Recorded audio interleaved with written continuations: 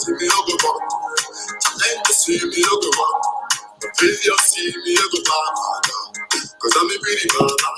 Sit down to see me, I'll go back. But once I wanna see my best soul. After when I know my best soul. Cause I'm a pretty baba. I'm a brand new man, I'm a king. I'm born again, never the same. Holy one, yes, you never change. The worst I ever lost name. Holy the fire, fire. I salute to a chest of day. You never let me down again. I'm enjoying my heritage. I want to go see me on the rock. Let me see me on the rock. Feel you see me on the rock. Cause I'm a pretty baba. Sit next to see me on the rock. But once I wanna see my best soul. After when I know my best soul. Cause I'm a pretty baba. I'm from above and not beneath. I'm a victor, I never lose. So take all very good at me. I'm walking with on every day. I see my blessings falling. Choose the morning to dancing. I'm teaching my level. You'll never see me struggle. I want to go see me on the rock. Let me see me on the rock. Feel you see me on the rock. Cause I'm a pretty baba. Sit next to see me on the rock. But once I wanna see my best soul. After when I know my best soul. Cause I'm a pretty baba. Holy Ghost fire. Holy Ghost fire. Holy Ghost fire. Holy Ghost fire. Out in my blessing. It's gonna go from the heart. Holy Ghost fire. You don't know me. Ghost fire. Holy Ghost fire. Blessing. Let me see me a go rock. Feel you see me a go baba. Cause I'm a pretty baba. Sit down to see me a go rock. But once I wanna see my best soul. After when I know my best soul. Cause I'm a pretty baba.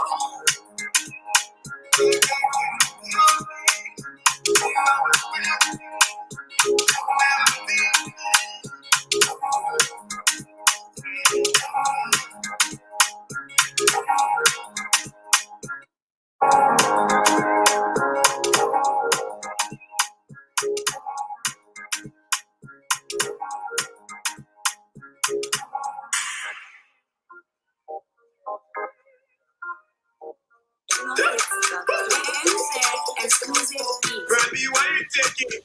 I'm not picking anything. Okay, get my grabby.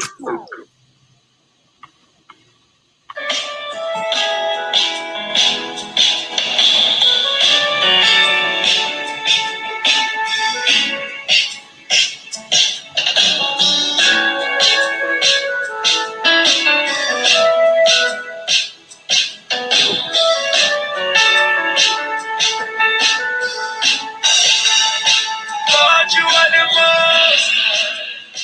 Hallowed be the name. Lord, you are the most. Hallowed be the name. Lord, you are the most. Hallowed be the name. Lord, you are the most. Hallowed be the name. You tell me, say, make I know that everything's gonna be okay. You are the father to the fatherless, the miracle working God. You make the blind man to see. You made the crippled man to walk. You are the lily of Galilee. You make impossible possible. Kama kruki mama, unasidu na mukane koyo, matana chani dimma. Hello, Lord, you are the most. Hallowed be the name. Lord, you are the most. Hallowed be the name. Lord, you are the most. Hallowed be the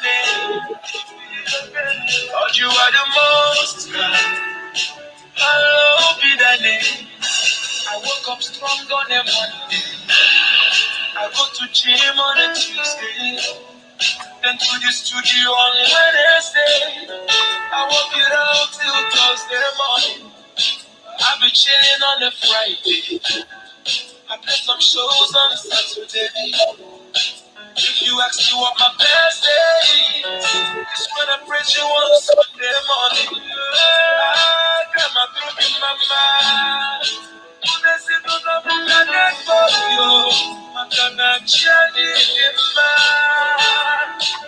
love you, that baby.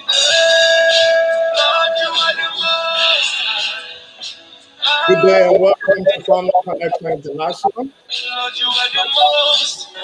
a forum where we share life-changing experiences and stay connected. Lord, you are the most.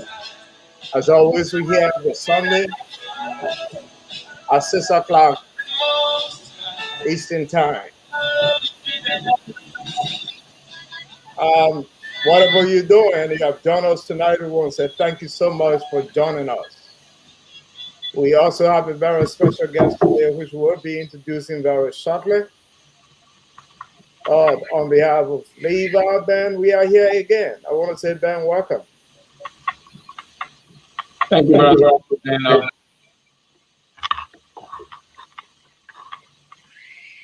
I'm glad to be on the forum with you guys today again. Okay, the feedback is out now.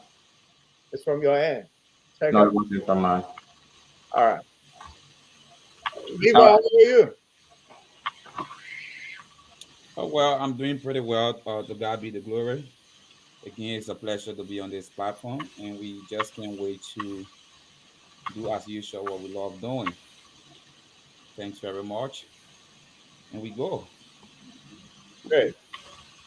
And today we have with us a father, a husband, a businessman, owner, mentor, an entrepreneur, and investor, a realtor in philanthropics, born and raised in Liberia, currently living in Oklahoma, the United States.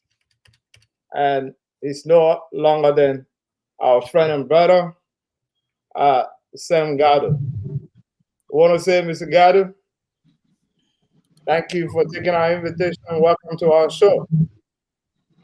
Thank you very much, gentlemen, for welcoming me. Great. It's a privilege. Thank you very much. Yeah, I guess you've been here before. This is not your first time. You're right. You are quite right about that. This is my second time on the show. Right. And tonight we'll be talking about Mr. Ngardu, who is the president and CEO of NGARDU Foundation. He's going to tell us how he started his foundation and what work he's doing presently in Liberia with this COVID pandemic. Mr. Ngardu, how's the family doing? U.S. is coming back gradually. I understand you live in the U.S., you live in Oklahoma. Things are kind of coming back gradually. How's everything with the family? Well, as I normally say, by His grace, the family is doing well. We have been able to survive so far the pandemic with COVID over a year now. No one in my household has gotten sick in any way. We are covered by His blood. Yes, I think it has only been by His grace. But everyone is doing well here in the United States, in Oklahoma, and family members back home. On an overall note, I'm very, very grateful for what God is doing. Great. Just for our many viewers, those who follow us, who is Samuel Ngardu? Tell the people a little by yourself. Thank you very much. Before I delve into that, I want to again congratulate all of you, all three of you, Levi, Ben, and you, Mr. Fasa, for giving me this opportunity and and the people out there, our people that are in need of our help, giving us this platform to be able to reach out. I want to thank you all. As you've already known, I'm Samuel Ngardu. Some of my high school graduates from back home knew me as Sam Tengbe. I am a father of 5 boys. The Lord has blessed me enormously. growing up in the slums in Africa, in Foya, giving us the opportunity to go to school, struggling during the days of 14 years of war in Liberia, and finally found ourselves in the United States. The Lord has been grateful. He's always showing up.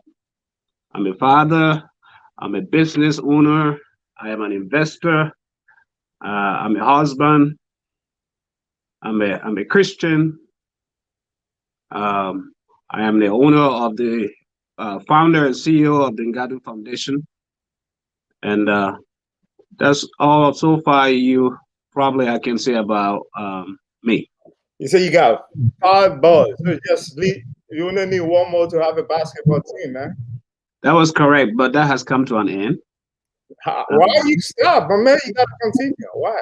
I know. You know how it is. You have, you're your parent. It's not easy raising kids here in America, especially if it's just only you and your wife. Unlike back home, Liberia, you have all the aunts, the sisters, the nieces, the nanas, the grandmothers, to help. But here, it's an awesome responsibility that you have to take. And so far, I think I have lived up to the commitment. That's true. You did.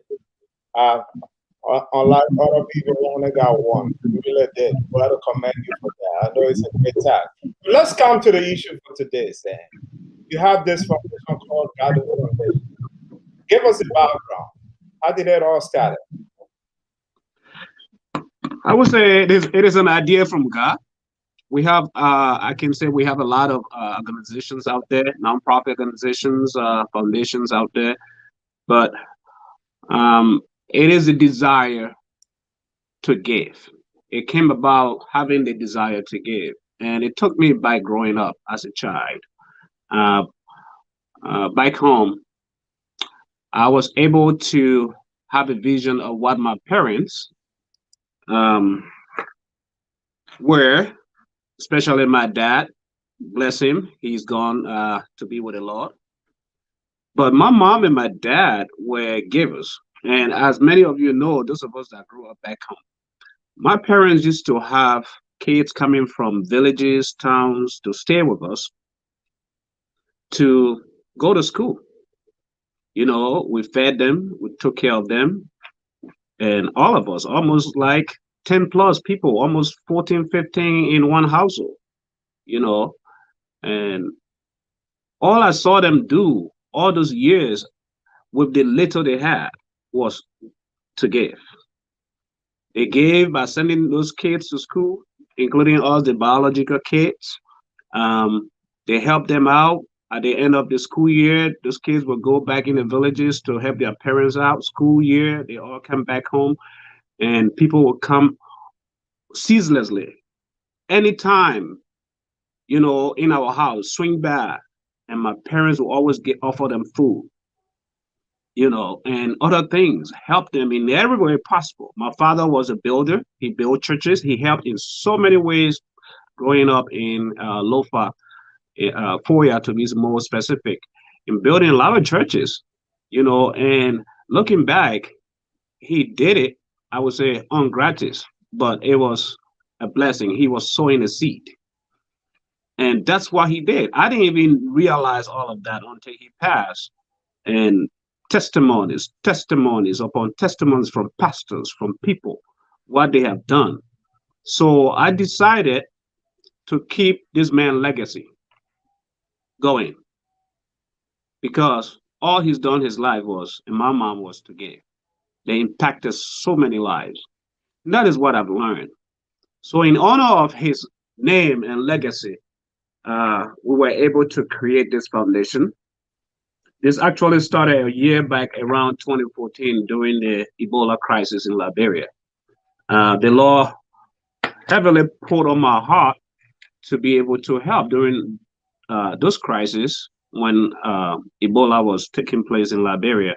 We were blessed here in the U.S. to be able to raise donations of medical supplies, clothing, shoes, all kinds of stuff, and were able to ship a 40-foot container to Liberia.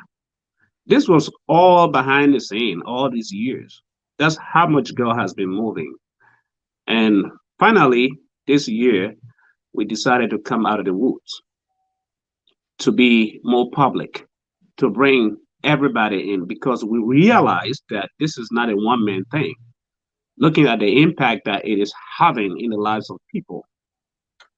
So that is the genesis of the Ngardu Foundation, just to give you a brief history. Thank you so much. Talking about way 2014, given what our parents have done, we're motivated to get involved in giving back to the community.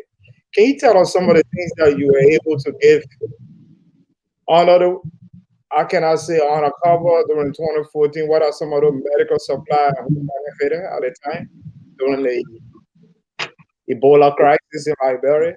Yeah, yeah.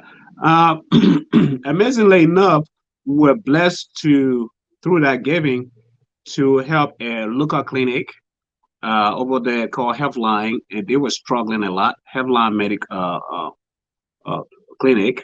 It's a local community with a vehicle for transporting of sick people.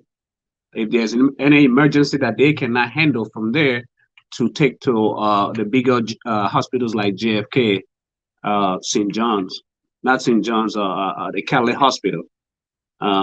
Were able to give uh, wheelchairs, hand sanitizer, because those days it's almost similar to what we are going through right now. So we're able to give hand sanitizers, energy biscuits, clothing materials, used shoes, um, microscopes, and a lot of other stuff, wheelchairs.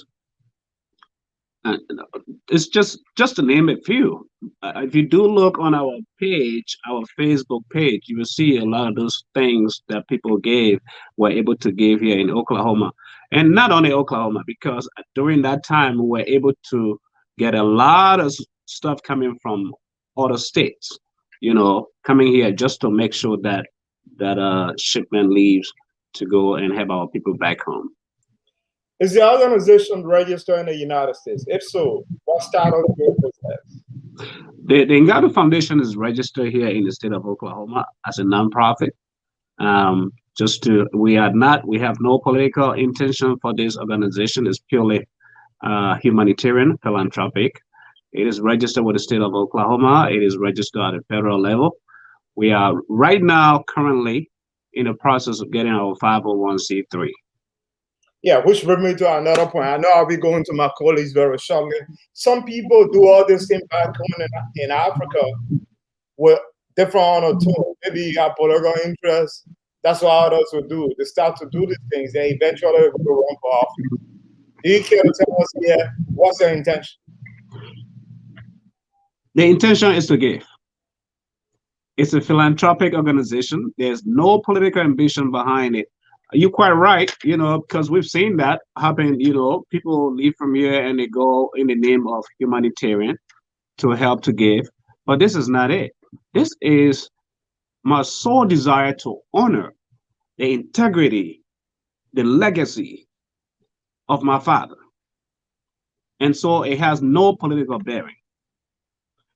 And in whatsoever form. So to the listening audience out there, we're not in politics. If I want to get into politics, I will on my own, but this is not it. And I'm a business guy. That's all I do. I have no political ambition. And we just want to make sure we reach out. Our people are suffering. The Liberian people are suffering, especially with the rise of the pandemic with COVID. This past month, this month that we are in, we're getting news every day. People are dying. It hurts every true meaning Liberian, to sit here and hear news of common, sicknesses or illnesses. Malaria is already a problem. It's a pandemic in Africa in itself. And then coupled with all these, typhoid and all these other things, it's just hard. And with limited supplies accessibility of treatment of hospitals, equipments and stuff, I feel like as a true citizen of Liberia, everybody, it is my born duty. It is my God-given duty to play my role, my part as a citizen of Liberia to help my people. Thank you so much. For those who join us and following us tonight, if you have a comment, please drop us a comment. If you have a question, don't hesitate. Go ahead and drop us a question. Go over to Ben. Ben? Good afternoon to you, though, Mr. Ngardu, and it's an honor to have you on this forum for the second time. So again, we say welcome to you. Thank you. Thank you. Thank you. And I must say that I'm really encouraged by your initiative, because living in the diaspora, knowing where we all came from, for the most part, in fact, all of us that are on this forum are from Liberia, and we know how things are in Liberia in particular, and finding ourselves in the Western world, having that courage and having that desire to give back to people, especially where we came from, is really encouraging. Now, Mr. Ngardu, if I may ask this question, in terms of your operations and your activities in Liberia in particular, how is it going with you when it comes to cooperation with people that are in Liberia, especially that you are all the way living in the United States, in Oklahoma to be specific? How is that cooperation going on with you? Because I've come across some people that have told me some other stories that are very challenging. So do you have the time to just maybe walk us through on what it is in navigating those type of challenges when you are in the diaspora and you want to undertake a project of your kind in Liberia? That's a very, very, very good question, Ben. Thank you very much for that question. It has been challenging, but it's doable. It's workable, especially when you are focused, you are organized, and you find the right people. There are Liberians that have integrity. There are Liberians that want to see Liberia improve or do better. So I have been opportune to pay visits in Liberia often.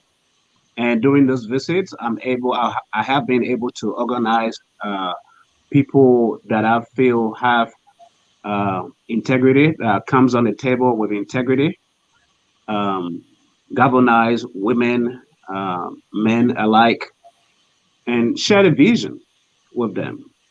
And that's what I've done, and share the vision and see where it's going. And sometimes some people, not everyone is going to buy into the vision. So that frustration is there. But I place a very high role of integrity on this because it matters to me and it's dear to me, to my heart. So if anyone comes in with any ulterior motives, we're probably just going to find that out sooner than later and kick you out. But I have been able to organize people in communities, in Lofa, in Foya, and the desire is to make sure, as the law continues to bless us, that we can expand this thing all over Liberia, in all the counties, so Liberians will be blessed. But where we are centrally located in Monrovia, we have been very successful with all the functions that we have been having, well organized. The teams that I have back there, they are cooperative. Once I give them something to do, they run on it. If there's an agenda to run about, they take it and run with it as though it is their own. And that is what we want. That is what we desire to see, right? So, because that gave us the enthusiasm and the courage, the energy here to be able to do more. You know, and we place very high role of accountability because we are accountable. If we entrust you with anything, you are going to report. You are going to be held accountable to make sure that it is effective. The purpose for which that item, that food, that piece of biscuit was sent, hand sanitizers goes out to the people instead of squandering it and it ends up in some local shop, you know, and someone is selling it for money. That is not the case. We make sure that there is layers of accountability. Great. Yeah. Thank you so much for that. Now, talking about layers of accountability, when it comes to your operation in Liberia, which is your area of focus, do you have any partnership connection in Liberia? Because, say, for example, maybe your foundation may not be able to do all that is required, but you might partner with another local organization or maybe an international organization in Liberia to help implement whatever dreams and goals that you have. Is that happening from your end? Now, right now, we do not have any local partnership. We Okay. have volunteers. Um, People from all walks of life are willing to work with us. We do have local donors. We welcome them to donate, but we do not currently have local partnership. Now, here in the US, where I'm at as a businessman, yeah, I do have friends that believe in the vision that show up whenever there is a need. Those partners are there. So far, that's how we've been working. So basically, if I get you correct, you have partners on individual basis, but not on organizational level, correct? In Liberia, no. Here we are in a process of partnering with other organizations that are willing to partner with us as well. Yeah. Okay. And also, if I get you correct, you talk about LOFA and FOIA in particular. Is it only in FOIA for now that your organization is operating fully, or can you just maybe give us a snapshot of areas in Liberia that your organization is maybe rendering services or providing assistance to the needed, so people can be aware and know where to connect with you? Right. Right now we are based in Foya, but also strategically we are in Montserrat. Okay. In Montserrat, which is the city, Monrovia, is where we have the headquarters, where everything comes and then it goes to the county. That's our area of focus right now, Monrovia, because we have a very much larger population in Monrovia. But when I was opportune to travel outside of Monrovia to go to the hinterland, the countryside, and being able to see what I saw gives me more even energy to keep working harder because those people need us too. There are so many needs out there. To the countryside, the hinterland. Foya, just to give you a brief history too, during my visit there, we were able to make some donations and help schools. That is the part that I was not able to talk to you about from the beginning, and what the NGARDU Foundation, the scope of the NGARDU Foundation. There are three phases for the NGARDU Foundation that we attack, which has to do the medical, the education, and the business sector. Those are the three major areas that we worked on every time.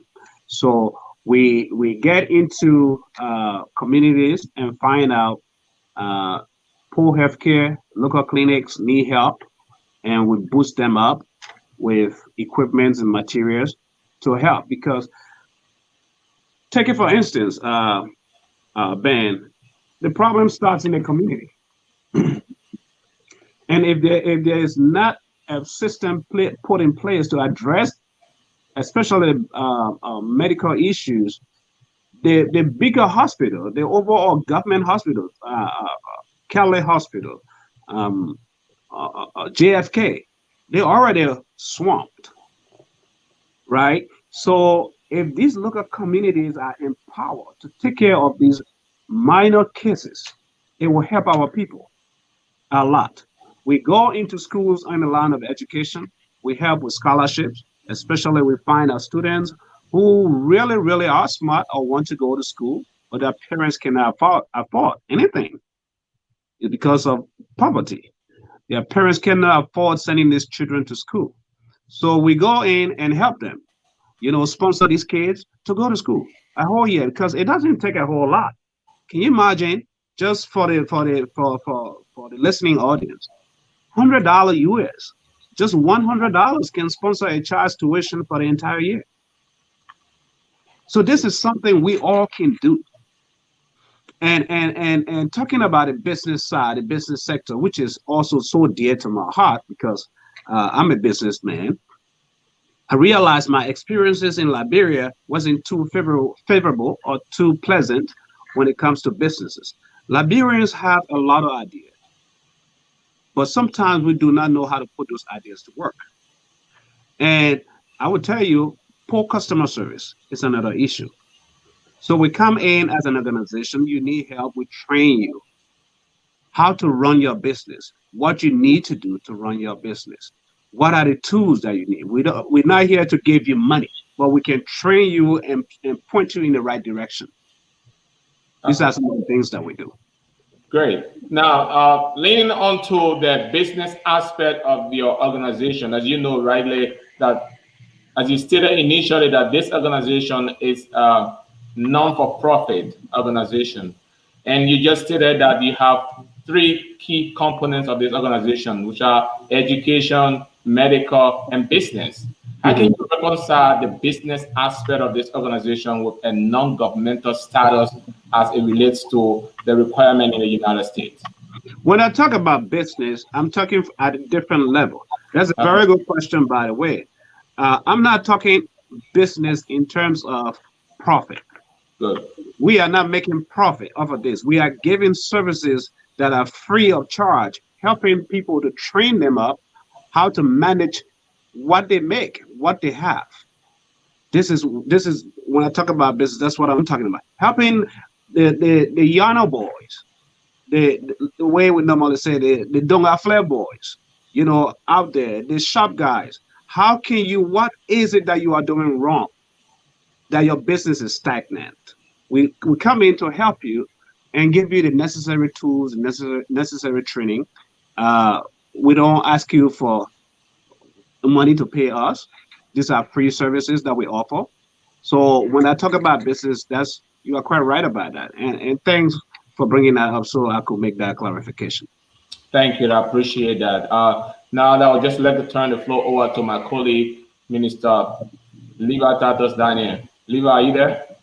Yeah, I'm here, Solo. Thank you, Solo, and thank you, Brother Sam. Again, it's a pleasure to have you here. Well, just to make a point of correction, it wasn't Solo that was turning the mic over to you. Instead, it was Ben. Okay, thank you, Brother Ben. Thank you. Yeah. Solo just jump into the conversation, so I just pick up his face in a way. Okay, thank you, Brother Ben. That was a great one, and thank you, Brother Sam. It has been a pleasure having you here, and most especially for the second time. And this time around is about impacting lives and talking about the community.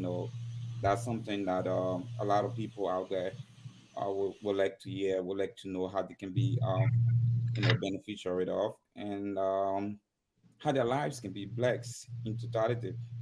That brings me into a question. Oftentimes, these things we do, then even we see the UNHCR, we see the Red Cross, and see other great NGOs and agencies.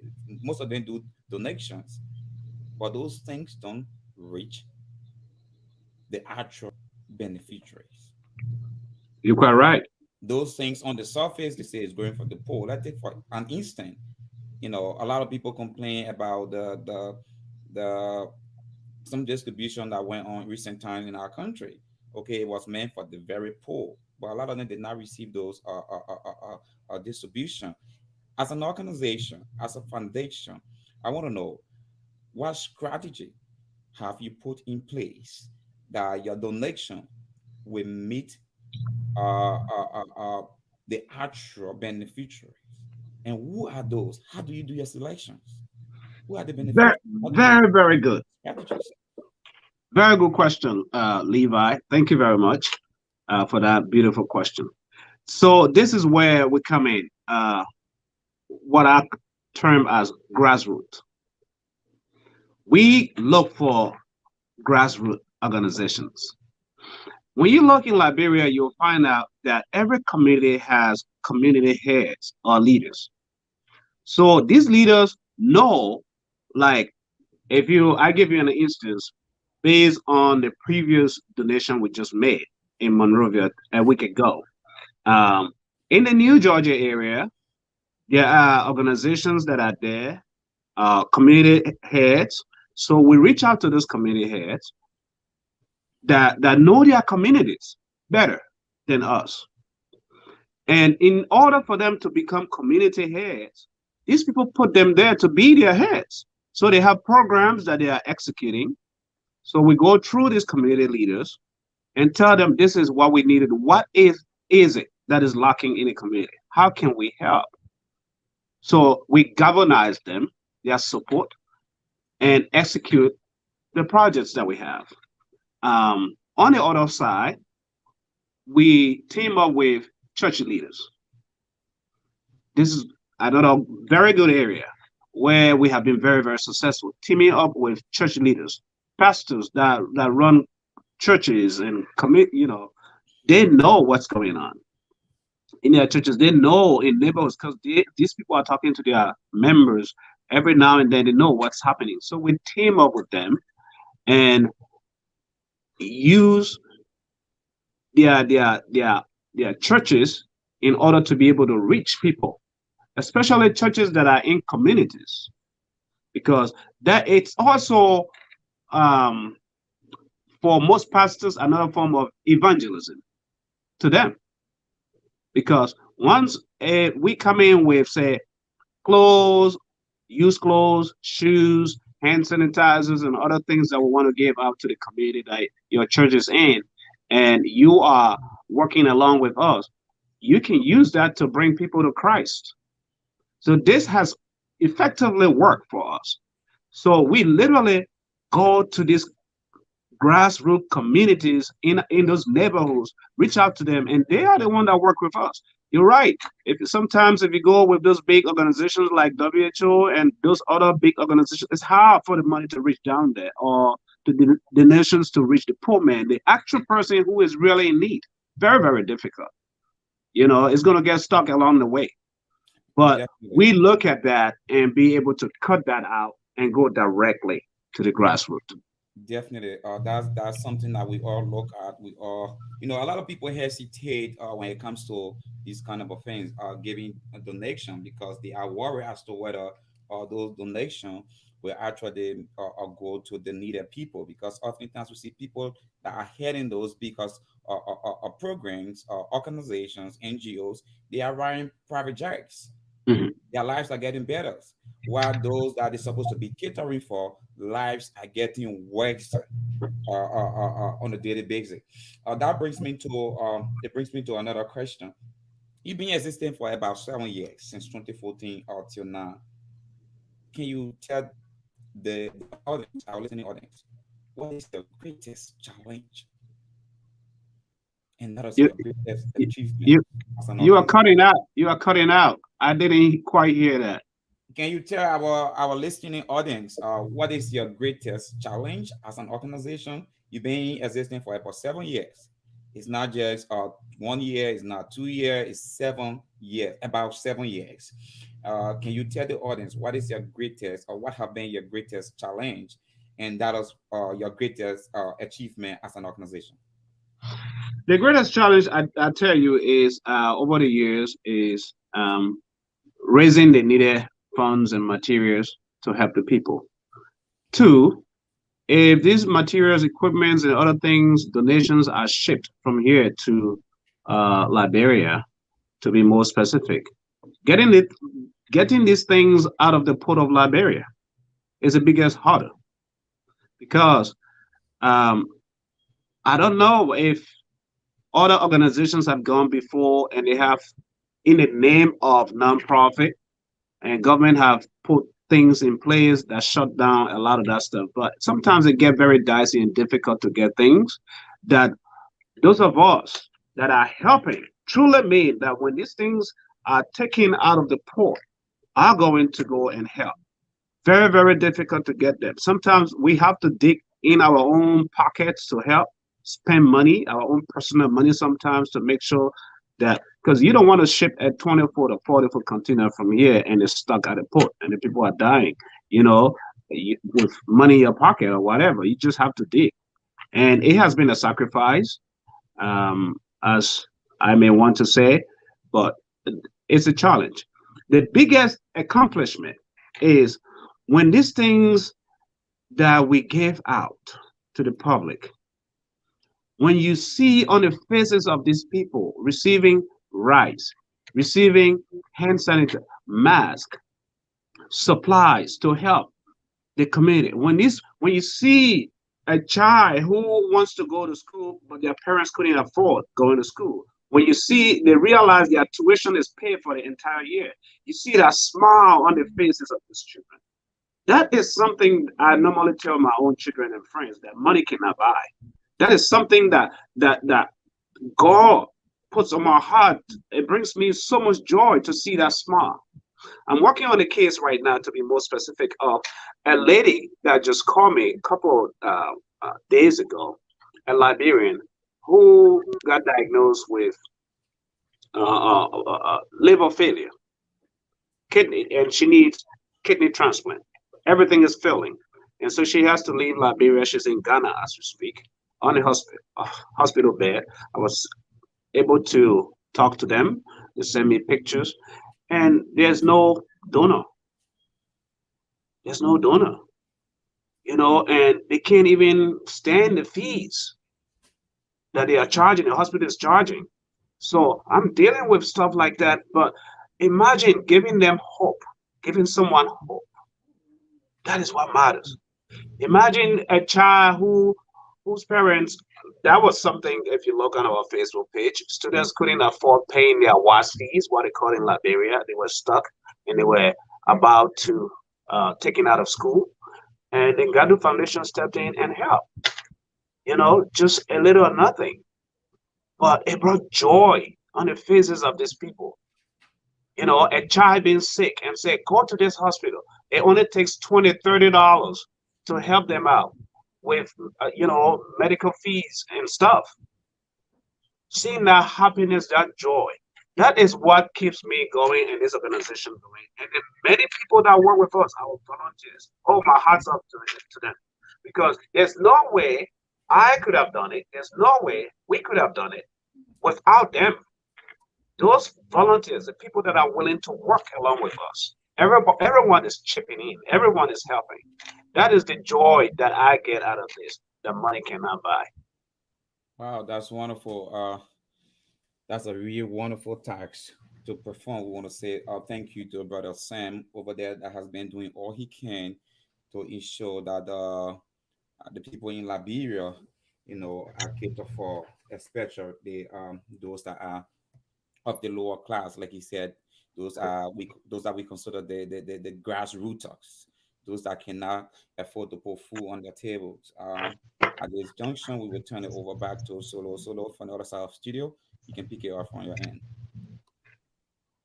Thank you so much, Minister Lever. For those following us, if you have a comment, drop us a comment. If you have a concern, don't hesitate, drop us your concern. Sam, I just like to go and share a couple of photos and you'll be able to tell us exactly what we are looking at. What you see this photo? What is it, Sam? Yeah, that was the NGARDU Foundation COVID donation that we just made recently a week ago in the New Georgia area. That is in the New Georgia area. We were able to give them rice. Yeah, that's the original NGARDU right there. That's my mom. That's my mom. Okay, the matriarch. You mean the matriarch of the NGARDU family? That's right. That's her right there. And if you listen to that video, you will realize that she wasn't just talking to the NGARDU Foundation. She really spoke to the nation of Liberia. And those of us that are in the diaspora, how we can help. If God plays on your heart, God brings you from the slums. Don't forget your roots. Don't forget behind where you've come from. That's what she was saying. Great. I think we'll also go back and look at a couple of other video, other clips you're talking about. But it brings me back to the partnering with churches. There are some pastors in Liberia, they see in the faces of the people that they cannot afford, but yet still they collect 2-3 offering a day. If you would take your relief through such a pastor? How sure are you that the people are going to receive the help they need? Well, that is sometimes this. Your question is a very good question. It has a political attachment to it, which I may not want to comment to. But in selecting churches and partnering with pastors, we vet them out too. Because, I mean, what your congregation is saying about you, we're going to go in there and know. Whatever it is that you're doing wrong, people talk. So we get in the mix and hear out what's going on. You know, we are not just going to go direct to the pastor. If we decide we are dealing with this ministry, this church, we want to know, want to see the track record. Before we can come in what have you done? What have you been doing? Or what are you doing now? It's far more than just collecting the offering. We don't even look at that's their business, and I wouldn't want to comment on that. But we want, remember from the inception I mentioned vetting, we vet people. There are layers of integrity or vetting that we do. We want to make sure that, I mean, what we have will reach those that are in need. That is what we do. I here as CEO, I'm being held accountable for every penny, every dime, every donation, and I hold myself accountable very high because my partners, my donors, I have to make sure I have their information. When they gave anything, whatever they gave, I will write it down. And if that donation goes, I have to take pictures and videos and send it to them, email it to all of them, send it so they will know that whatever little that they gave, this is what is done. That's integrity. And so I set that up for me. I hold myself accountable for that. Also, we do that along the lines. We have to make sure if it gets on the ground, this is not your own personal stuff. This is the organization stuff. We want you to make sure that people benefit. That was in the Bontown area. The area they call Bontown. I don't know. It's in the Monrovia, Montserrat area too. Local church. Which bring me to all these volunteers. I don't Say know. that again. I said there's a concern. All these volunteers, you got multiple people here. Right. Are they be giving stipends, or they just people who love what you do and they are doing it free of charge?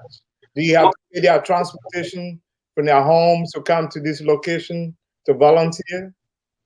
This is the beauty of Liberians. I mean, so long, we don't pay these people a dime. These people believe in a cause. They believe in a vision. These people, we don't pay them a dime transportation to come and give, their services. They just volunteer.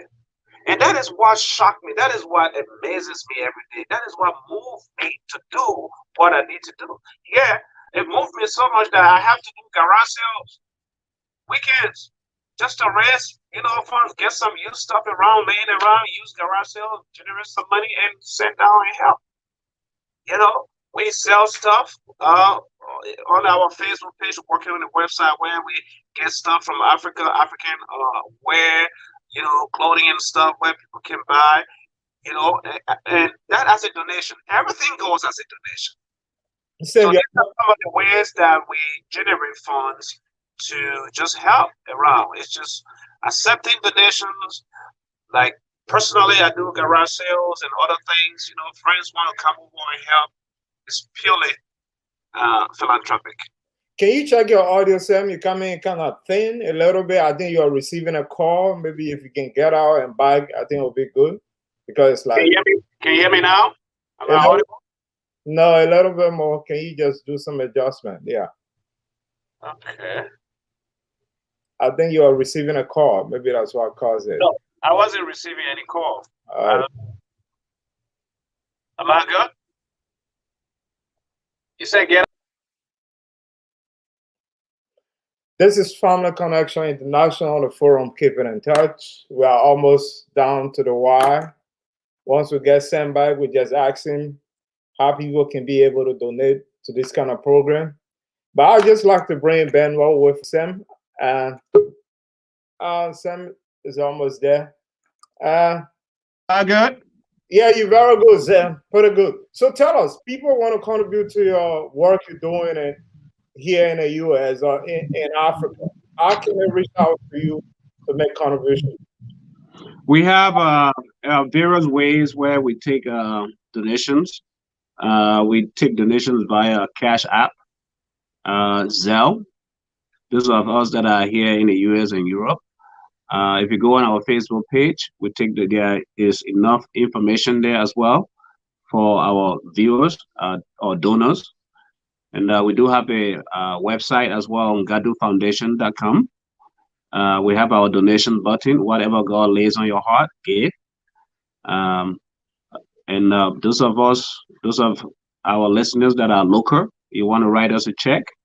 The address is out there on the website or also on our Facebook page. Write a check, put in the mail. We'll send you a thank you card. This are all, or you can just call me direct. You know. Hello? Yes, you could put up I think give up the name. I think it's GarduFoundation.com and what have you. But if people make that donation, because I know in the US people pay taxes, is there any way that I can write that donation off? Until we can get our status, right now, it depends on you if you want to write it up. But we don't have a 501c3 right now. It's in the process. It's in the works. Just for our audience out there. So I look at giving as this: being a Christian, which brings me to this. This is something I actually learned today, heard today at church.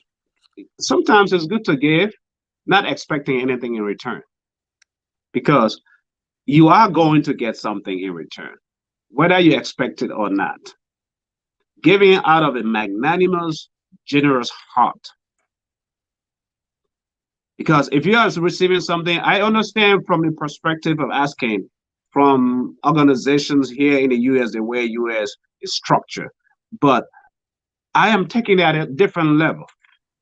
Doing what I do, I am not expecting anything in return, because I can never outgive God. Listen to this.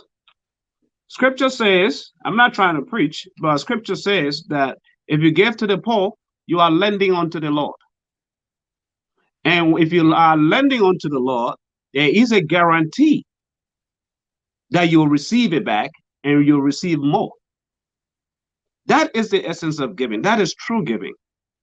If you are not giving to the poor, I don't know. But that is the best way I would want to go. Because that's in Proverbs. If you give to the poor, you are lending unto the Lord. If I give to you, I will have difficulty. If you lend me something, you have difficulty getting it back. And that could destroy my relationship with you. But where in this world would I ever want to put my resources with assurance and a surety that I would get a reward, I would get a surplus? By giving to the poor, by doing the work that God has called us to do, meeting the needs of the needy, that child who's struggling, that woman who's suffering out there. That is what we ought to do. Not having the mindset that I need something out of it. No, because you can never outgive God. You can't. Great. It says, seek and you shall find, knock and the door shall be open unto you, and ask and ye shall receive. Ben, I think we have to go almost to the wire.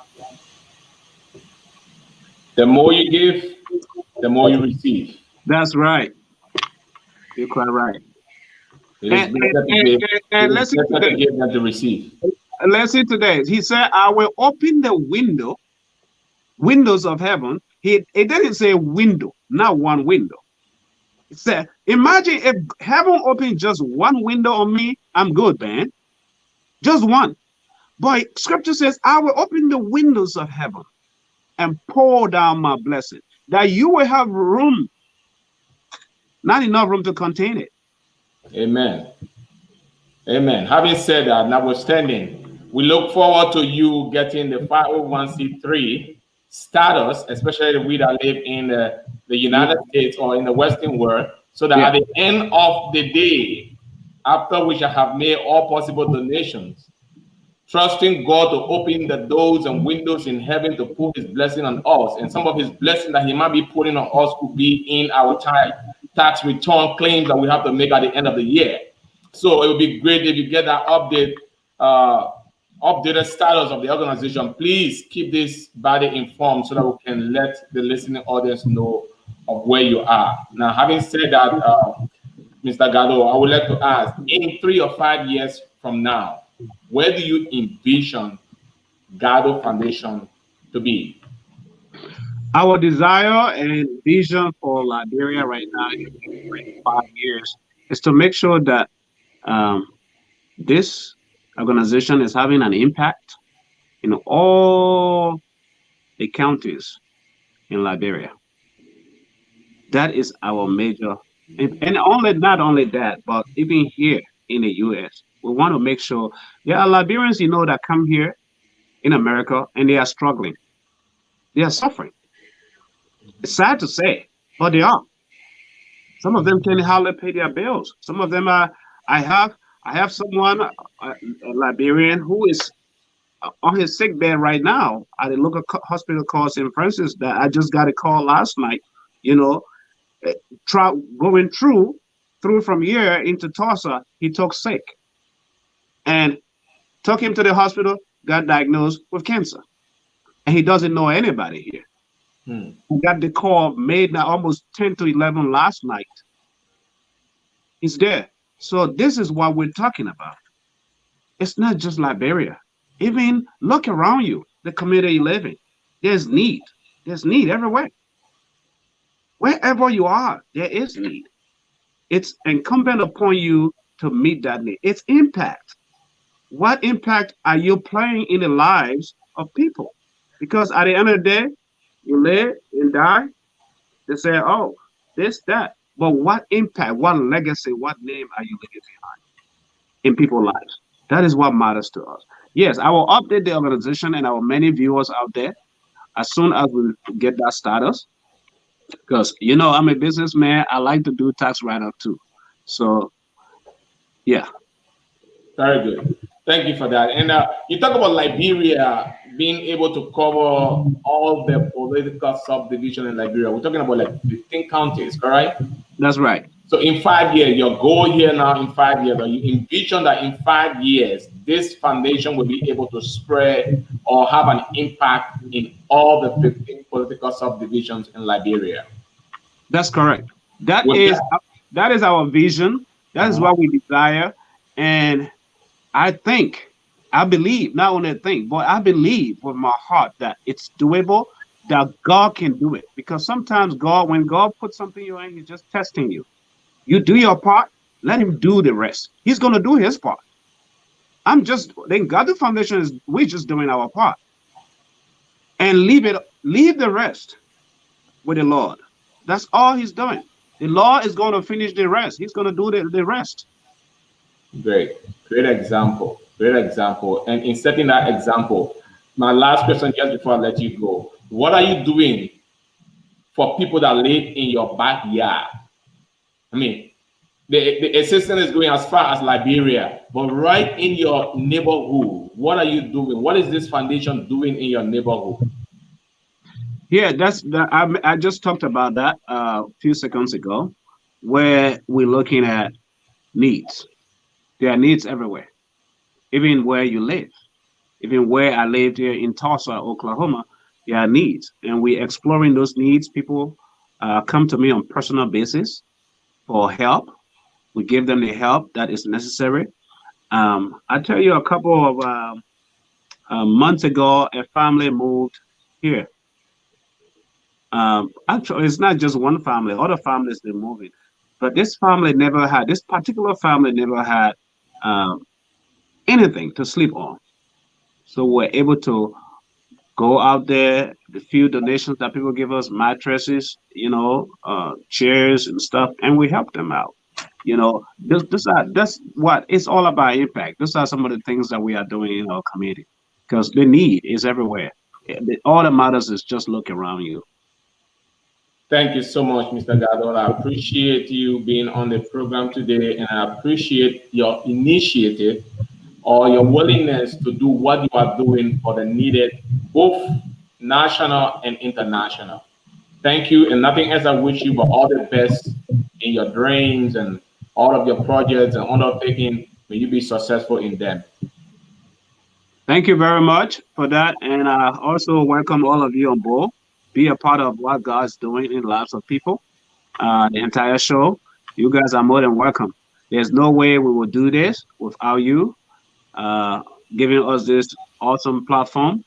And also a big thank you to um, all my volunteers, our volunteers out there, those of us that are giving one way or the other, words of encouragement, pushing us up in one way or the other. We just want to be grateful for what God's doing and through people. Great, thank you. Back to you there in the studio. Levi, you want to take over? Levi, your party comment. Wow, it's quite interesting to have our brother here this time around this occasion. We like being said, we hope and pray that this foundation continue to grow. We will also pray that you focus in the probably in the near future in the technical area, capacity building particularly, because most of these people that we are giving to, they will continue to need more if we do not capacitate them, if we do not build them up to be able to fish all by themselves. And I like the way when you talk about the business where you are getting people knowledgeable as to how to manage their maker resources to be able to improve it. So I want to say bravo to you, and probably in line or in addition to the links and everything that he's given, or the addresses, if you want to connect with brother Agadu, you can also go to Family Connection. We right over here, we here every Sunday. You can just call us and I will be able to link you over. Back to you, Solo. Thank you for my end. Thank you so much, Levi and Ben. We want to say thank you so much for accepting our invitation to be here. And so just before I know you're closing, I just wanted to interject to close this with also there's something I didn't mention, which has to do with the giving that we do. We do not select, as in we we don't say, oh, you're a Christian, we don't give to you. You're Muslim, we don't give to you. We go across the board as the need uh, arises. So everyone is God's own child. So we looked at everyone and we give. Once there is a need, no matter where you've come from, your background, we have the ability, we have the means, we give. We just want to make sure that there's impact. We just want to make sure that that need is met. That is something I just wanted to throw in there. I know time is gone, but how will you reconcile identifying with pastors and not with mosques? And you say you equally give out to Muslims. Why can you equally identify with imam and other mosques to give your distribution? Yeah, that's why I just brought that in. If you check on our Facebook page, you will realize that during the end of Ramadan, the NGARDU Foundation was also able to give to some mosques in Liberia. So we don't segregate, we don't select, pick or choose. Look at it. Look at the example before us is Christ. He didn't pick or choose. So when someone is in need, they are in need. It doesn't matter if they are Muslim or they are Baha'i or Judaist or Jew or Gentiles. These are all people, human beings created in the image of God.